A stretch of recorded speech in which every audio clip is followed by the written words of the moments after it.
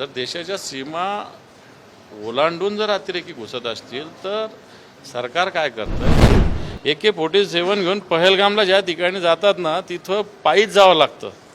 तिथं मग जायचं तर हवाई मार्गाने हेलिकॉप्टर उतरू शकतं, बाकी कोणतंही व्हेकल जाऊ शकत नाही. तिथं घोड्यावर जावं लागतं किंवा पायी जावं लागतं. आणि मग तिथपर्यंत खालून वरपर्यंत पहलगामला जर हे लोक AK-47 घेऊन जात असेल आणि याच्याकडे कोणी तपासणी केली नसेल, कोणाचं लक्ष नसेल, म्हणजे दोन गोष्टी, एक तर पाकिस्तानमधून इथं आले एक, आणि दुसरं इथं या पद्धतीने AK-47 हे दोन गोष्टी. म्हणजे सुरक्षिततेचा प्रश्न जर देशाच्या सीमा ओलांडून जर अतिरेकी घुसत असतील तर सरकार काय करतंय? आणि सीमा ओलांडून आल्यानंतर पहलगाम काय एका कोपऱ्यावरचा भाग नाही आहे, जम्मू काश्मीरच्या मध्यावरचा भाग आहे.